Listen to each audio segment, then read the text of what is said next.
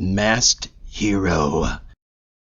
Hello everybody and welcome to another Marvel Champions discussion video. This week we are going to be looking at the leaders of the Civil War wave. So that would include Captain America, Captain Marvel, Iron Man, She-Hulk, Spider-Woman, and Vision. And yeah, we'll be talking about all of them in succession. Hopefully we can keep this relatively streamlined. We will be doing a couple cutaways to gameplay because I did record gameplay against each of them, two of which did turn into actual videos. We had Captain America versus Captain Marvel about a week ago, and then we had Thor versus Iron Man a couple months back when Civil War was a little bit more of a new thing. I guess this is an overview. I will say that this is coming from a cooperative standpoint. I have not really dove into the competitive side. I did not limit myself to the encounter sets that the competitive side is limited to. And additionally, I will also say that I found, in kind of reflecting back on all of this, that unlike other scenarios in the game, the typical cooperative scenarios, a lot of these leaders kind of felt a little tame, a little basic.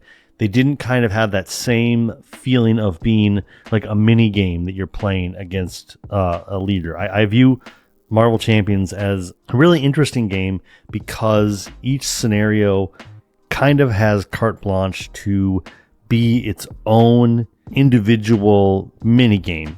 You're not gonna, like, the mechanics that are in Nebula are not going to be the same mechanics that we see in the Sinister Six or Venom Goblin, or on and on and on, going in every direction. There are so many different ways to play the game, and I do think that these leaders are valid ways to play the game.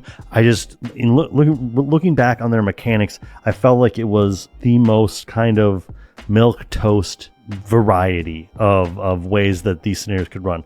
And to be fair, these are also new scenarios. We are literally months into it, and this is a brand new uncharted territory, so I don't expect that we're going to be seeing the same level of ingenuity that we might have seen in other places. Compare the core set against Agents of S.H.I.E.L.D. wave and the way those heroes are designed. I still think are very dynamic, but I do think that the core set is just kind of still got its the training wheels on, and so I don't want to be too critical of them, but I did kind of, in looking back on it, go, yeah, these are a little basic.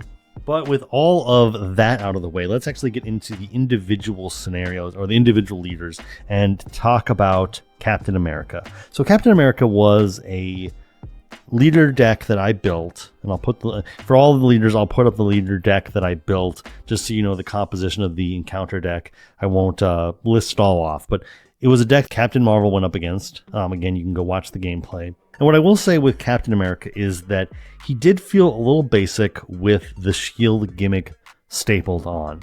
Basic attack, take the 1, go down to 9, take his shield. It's mine now for the next minute and a half.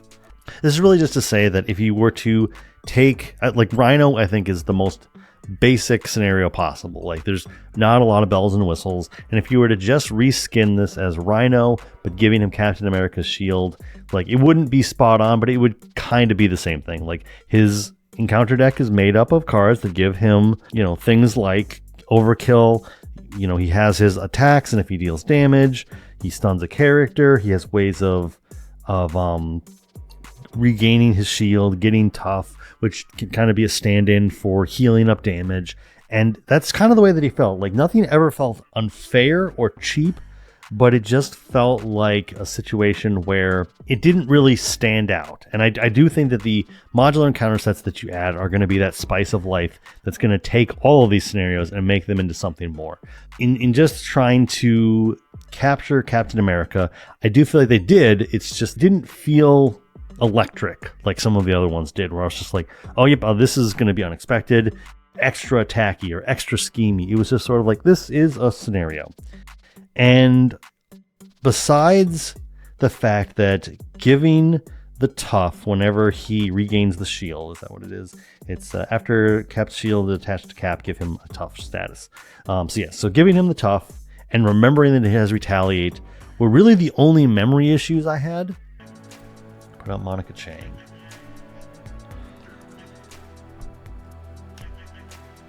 I did play a shield guy, so put 2 damage here. Oh, he got a tough. So he didn't take damage. And as a result, it might be one of the first leaders. If I were to play a cooperative game against one of these leaders, I think Captain America might be the first one to introduce people that are kind of unsure what to expect about basically hero-on-hero combat. Captain America is probably a good starting point, but that does also mean that he is maybe the one of the more generic that takes the least amount of extra design space or extra brain space to sort of like comprehend what's going on. Whereas, I did say at the top of the episode that a lot of these didn't really seem to kind of have their mini games, or their gimmicks were kind of weak. And his might be the weakest, whereas the other ones, are medium or tepid in terms of their complexity. Captain America is very straightforward, and there's nothing wrong with that, but at the same time, kind of left me wanting more. All right, let's turn the corner and talk about Captain Marvel, who I took against a Protection Miss Marvel deck.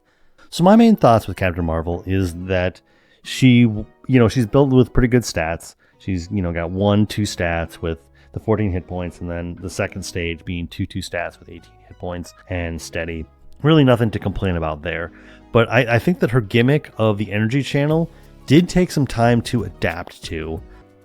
So I guess this doesn't matter. Okay, so we're going to sneak by. And we're going to remove this, which is going to put 3 counters onto energy channel. Then if there are 4 more, okay, so then we remove all of them and she attacks. Okay.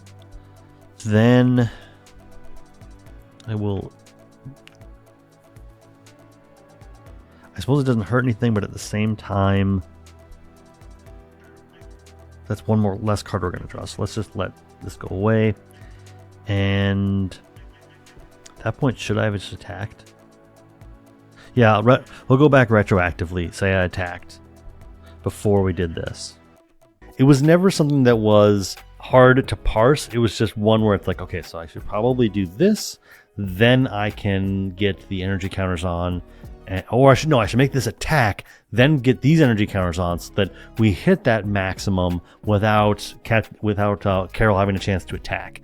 And sort of figuring out that balance was something that I feel like with other scenarios, you would just learn how to play around it and how to best set yourself up to take advantage and play around the scenario. I'll get into this later with a different scenario, but this is one where I do feel like you have the ability to kind of dictate the tempo of the scenario by being able to manipulate how the energy channel goes off. I do think that protection was wise here, and it was a good gut reaction. I really hadn't fully taken in any of these leaders, to try to design decks or to pick aspects that I thought were going to counteract them. I didn't do that level of metagaming, but I do think that just kind of intuitively, protection was wise because Carol can pump out a lot of big attacks. This was just a nice way to counteract that.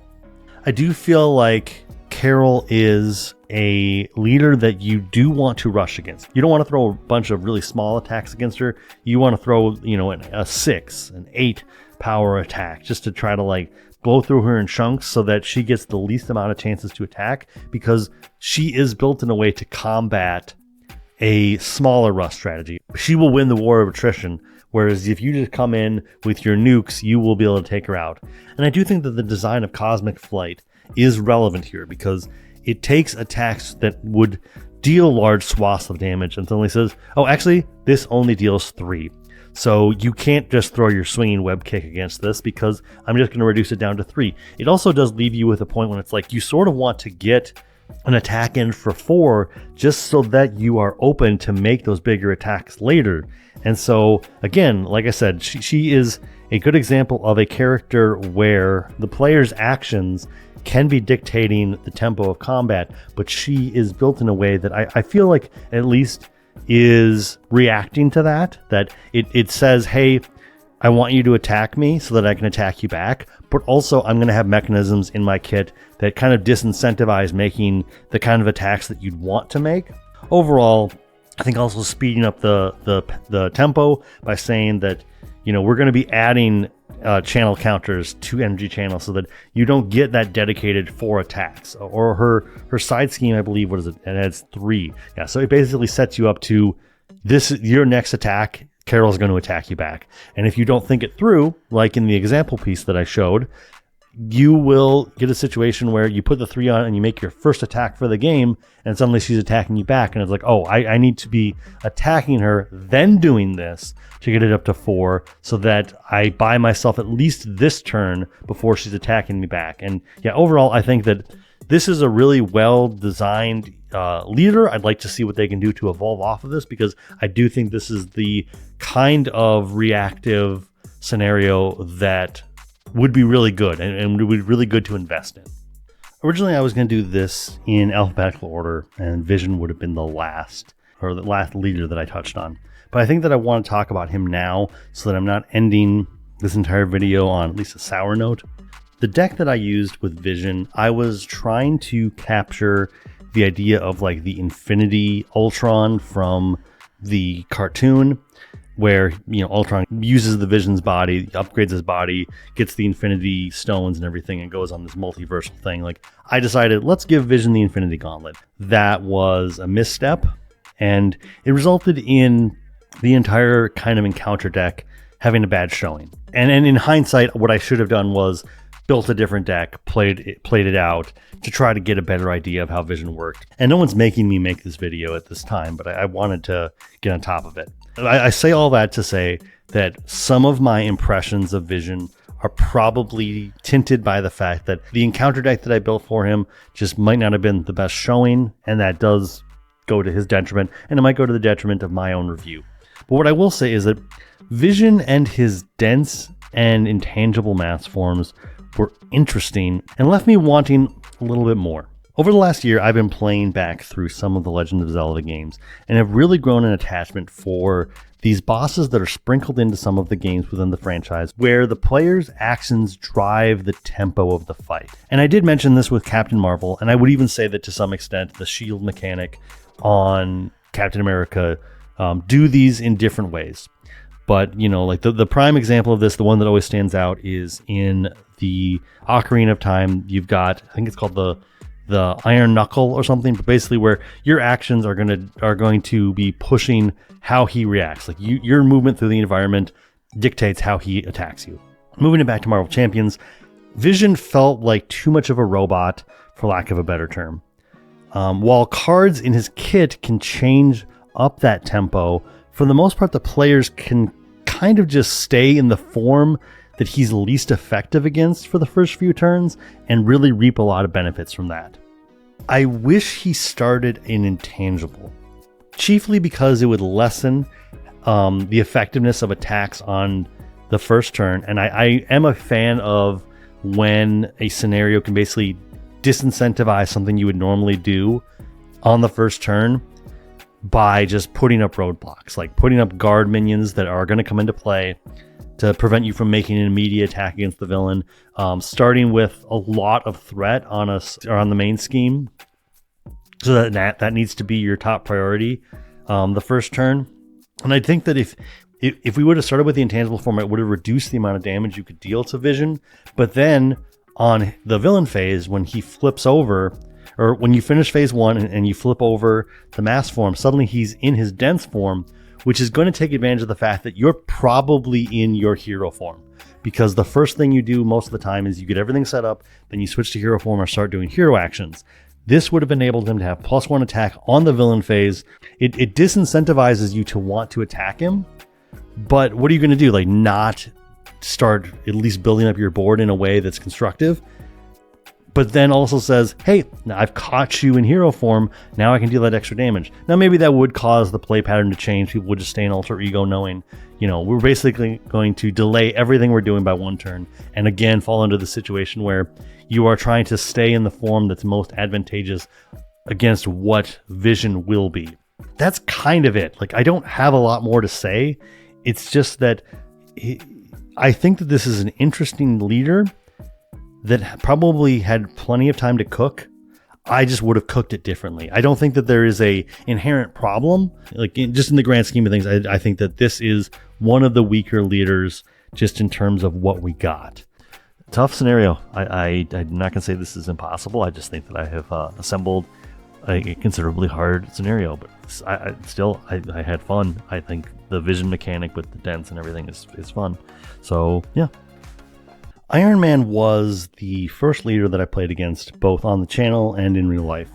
And so he did set a bit of a precedent for what I was expecting the other leaders to feel like. And I have to wonder if that was to a little bit of the detriment of the other leaders. So Iron Man reminded me an awful lot of Ultron in many ways.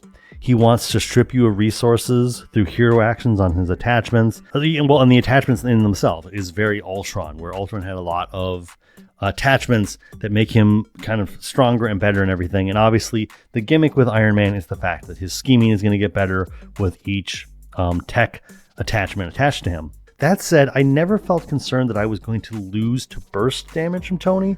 I honestly felt like the only way that I was really going to lose was probably going to be to scheming. Well, I wasn't planning on doing much of anything to him anyway, in terms of like confusion or stunning. Rapid response. We're an alter ego. So we need to get the guy with 0 scheme.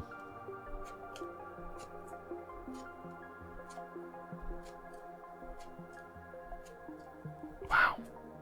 Okay, that's it. All right, well, we tried twice. I think, like I said, somewhere near... I think this deck just... I was just trying something out. I do think Justice might be better here. But yeah, Iron Man utilized Shield to an extreme extent, and I lost. I don't know why I decided to use Thor. I guess it was just thematic. That felt like a losing battle right there. If I'm worried about threat on the main scheme, don't pick Thor. But as I alluded to, I think that Iron Man set a weird precedent for me because he could start with any attachment. And obviously, you're kind of doing the Grim rule. You're picking the most advantageous attachment that's going to be strong against you for the scenario. Unlike the other heroes where you start with a very specific, you start with Captain America Shield, you start with the energy channel, you start with the superpower, super strength or whatever that She-Hulk has, the dense and intangible form for Vision. With Iron Man, he can really kind of be set up to be any number of different versions of Iron Man, just based on the fact that he has different attachments. That's something that I think that in a future leader, I'd like to see. I'd like to see a little bit more of you're getting one of these 4 things, but that can kind of change it up so that it's not the same, default settings every single time you play against one of these leaders. He kind of rises up in the ranks for me.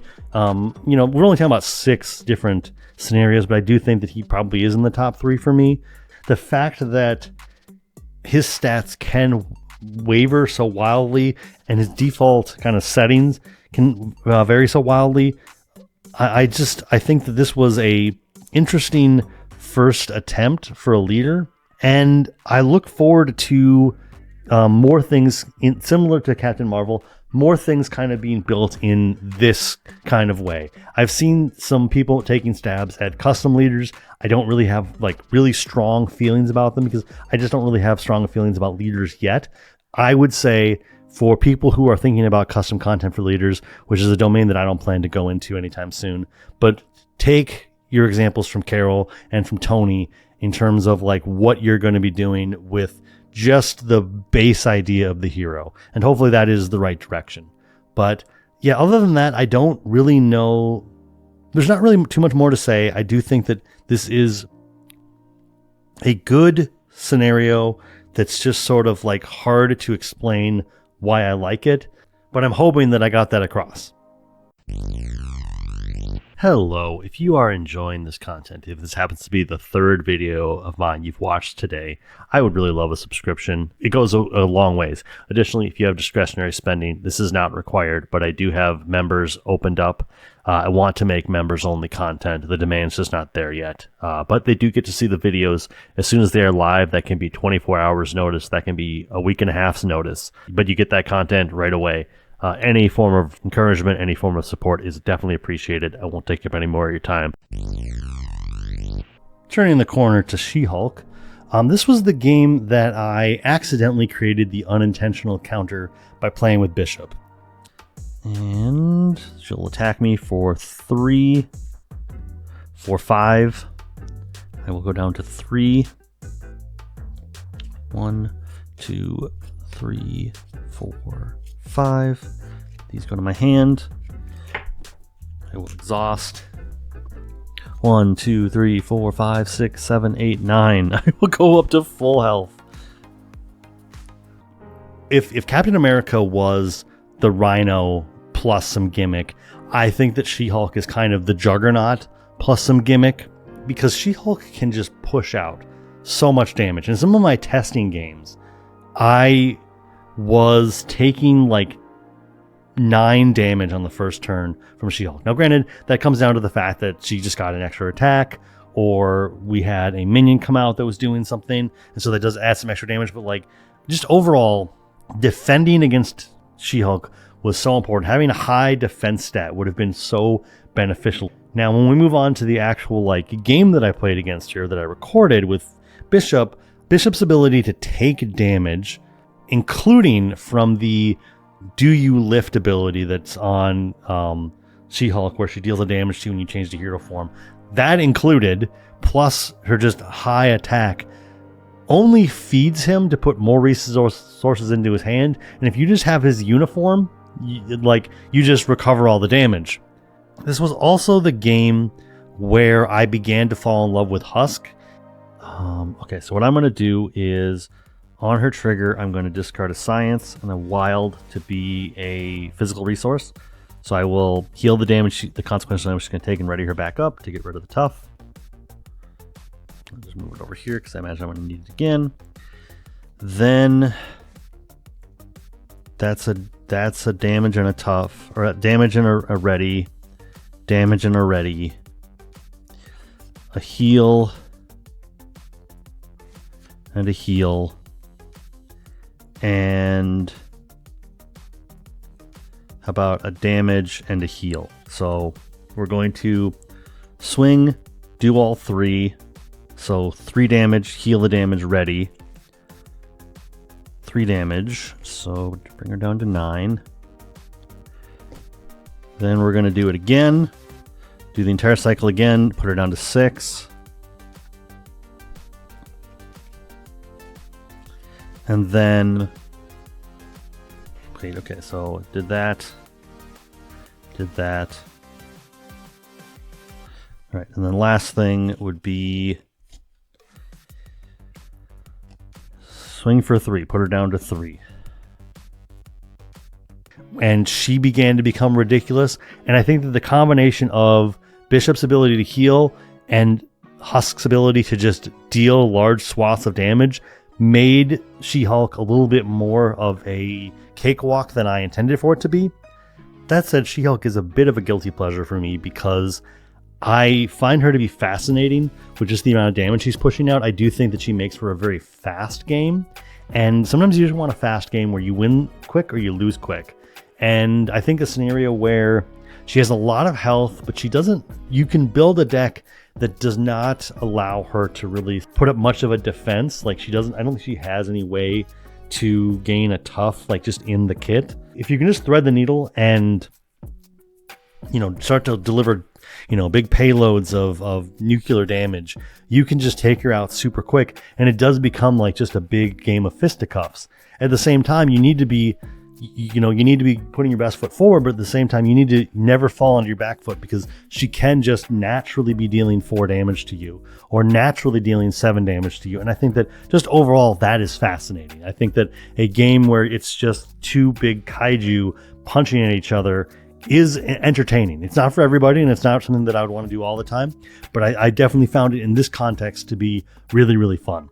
I will also say that just as a house rule, I think that if you have the Mojo Mania pack, because She-Hulk is a character that is known for breaking the 4th wall, maybe not as much as Deadpool, but because she breaks the 4th wall, I think that if you can put one of the genre things, like I used Law and Order, or I know I used crime in this scenario, but if you want to use sitcom or action adventure, whatever it is, fantasy, like just break a little bit of the 4th wall, bring in one of those genre encounters sets, and just play the rest of it straight. But I think that should be a house rule. If you play with She-Hulk, play with one of the genre things from the Mojo pack. And overall, yeah, I enjoyed this leader, but I do think that it is an acquired taste. Lastly, let's talk about Spider-Woman, who I feel like was a really fun leader to go up against. I took a Web Warrior Adam Warlock deck up against her, and I may even do a deck tech on that deck just because I found it to be so interesting. I will say, unfortunately, no footage from my Spider-Woman game is really useful because I was running 100-degree fever and forgot to turn all of my studio lights on.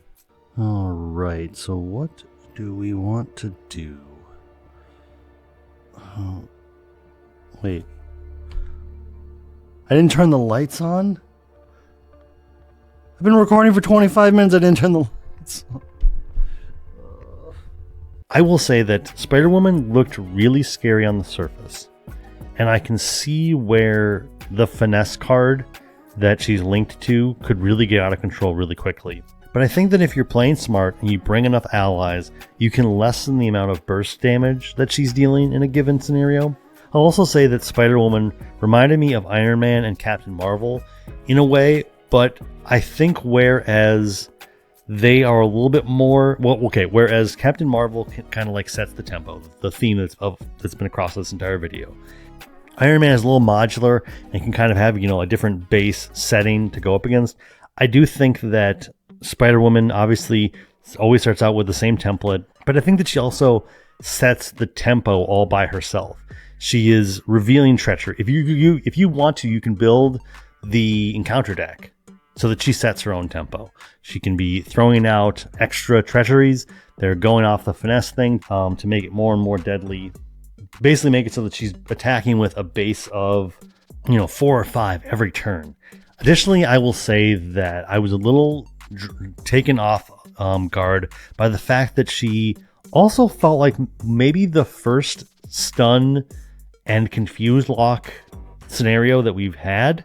Nothing else really comes to mind that, I felt like I was constantly getting stunned or confused by her, and to a level that I don't feel like I've experienced in other scenarios. Exploring that space of what it's like when, when you are Miles Morales and you're stunning and confusing and you're just keeping that on lock, or I guess even Psylocke does that to some extent. But now to have a villain who's just like, yeah, you might be stun locked a lot. You might be confused locked a lot. And I think that, I guess Red Skull kind of comes to mind. He does do a lot of stunning. But this just kind of felt like a completely different thing. We're going to be adding finesse counters. Oh, and additionally, you're stunned and confused. What are you going to do about it? And that made for an interesting push and pull where I couldn't really count how many turns were left because I didn't know if every turn I was going to be able to get off both of the attacks, or maybe only one of the attacks that I was planning on doing. I do think that she does falter a little bit. If you are playing with a lot of allies, I think you can blunt her attacks, and it gives you additional ways to kind of work around being stun locked and really counteract what she's doing and play on a little bit more of an even playing field. But overall, I really liked this scenario, and I'm looking forward to what we can do with this going forward, what we can build off of with all these leaders to make them the best they can be, to make them into interesting scenarios, because I do think that for as much as I wasn't big on the cooperative part, I do think the cooperative part has really benefited from these 6, because now I think that we have a way to do hero on hero that a lot of people want to just intuitively do and make something interesting and thematic. And I have a lot of hope for that. But that is it for me today. What did you think of all these? What was your favorite leader? Do you want to see more competitive content, or is this kind of, you're good now? Let me know in the comments, and I'll see you all in the next one. You're doing great. Keep it up.